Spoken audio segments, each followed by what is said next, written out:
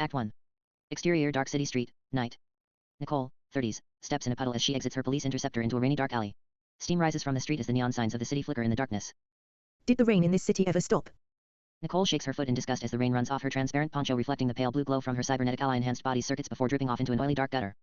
No, it wasn't rain. This city uses darkness from all its cracks. An R37 crime scene drone floats up to her shoulder. Its small spherical metallic body and blinking lights reflecting in the rain. Nicole, you really should look at the data before entering the crime scene. I don't need to see the data. These things are always the same. Some poor slob walking home, then the darkness of this city takes them. The details vary, but the endings are all the same. Why would they call us if this case was like all the others? Why, indeed. There has to be a hook waiting to grab me, and that meant there was only one person who could be holding the line.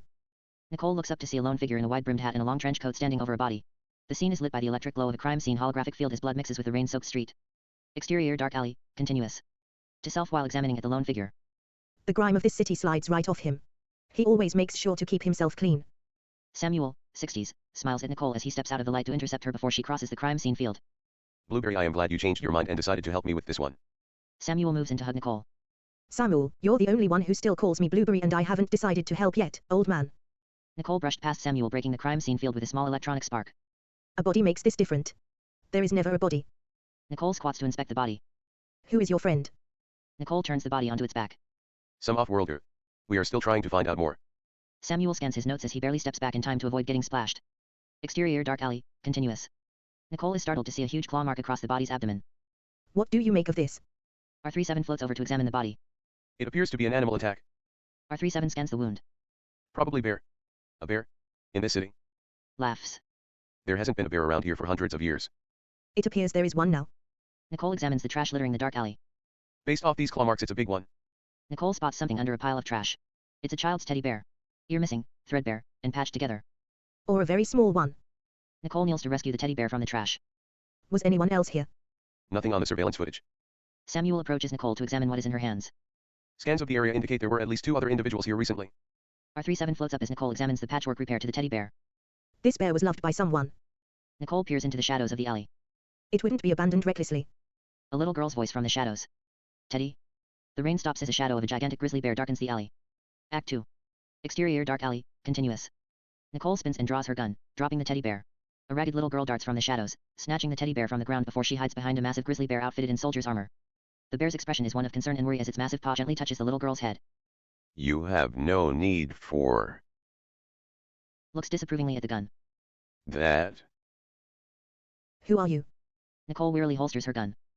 The cub calls me Teddy. Teddy looks lovely down at Cub clinging to his leg. Cub found Teddy and Teddy found Cub. We flee, but the hounds follow. Teddy sniffs air as if searching for danger. A howl breaks the silence, followed by the sound of scraping metal as the mist begins to stir. Exterior dark alley, continuous. Yellow glowing eyes emerge from the steam slash, then a second pair emerges beside them with more sounds of scraping metal. Nicole's gun is in her hand before she realizes it.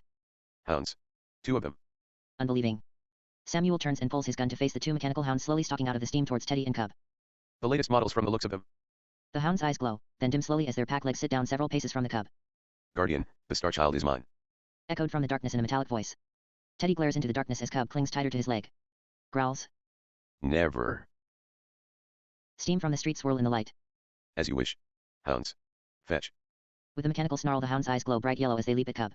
Nicole and Samuel unload their guns into the leaping hounds. The bullets bounce off as the hounds chase after Teddy, fleeing into the darkness with Cub on his shoulders.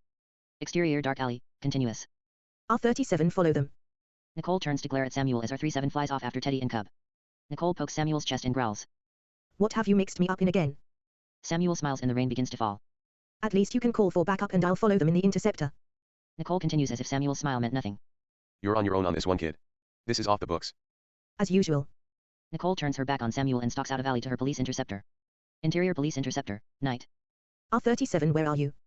Nicole barks in the radio as she weaves through traffic. I'm leaving Zone G heading west of you. Radio static. You better get here quick, they are catching up to them.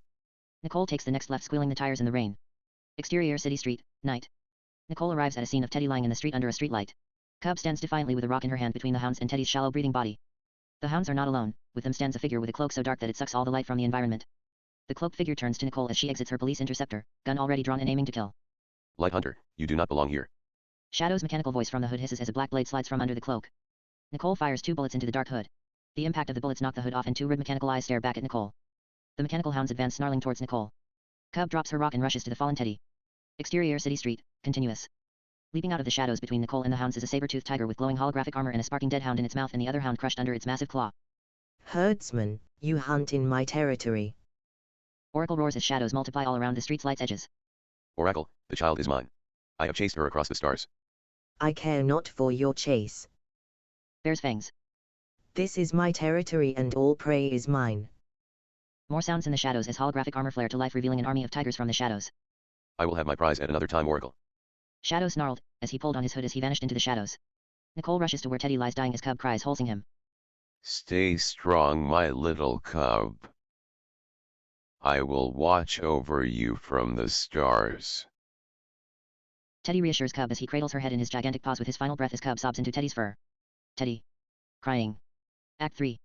Exterior city street, continuous. We can't stay here. We need to go now. Nicole lifts Cub's suddenly exhausted body into her arms. Teddy. Whimper. Nicole carefully lays Cub in the back seat of the police interceptor as the Oracle watches protectively. Mistress Oracle, would you see that Teddy is returned to his clan? Nicole looks down on Teddy's lifeless body. Whispers to herself. He looks like he should be hibernating in a warm cave. Sighs. Sleep well, Teddy. The guardian shall rest among the stars. Solemnly. Oracle, I owe you more than I can repay. Nicole scratches Oracle behind the ears. Bright one, our debt to you is too deep to be filled by this drop of water. Oracle purrs and snuggles Nicole. R37 floats into the scene. You're late. R37's lights flicker. I brought the Oracle, didn't I? Sorry, I know you did. Pause. We have to get Cub somewhere safe. Nicole gets into her police interceptor. Interior police interceptor, night. As the interceptor races down the road, Nicole glances at the snoring Cub in the back seat. The vibration of the road has rocked Cub into a deep slumber. Sleep tight, little one. You are safe.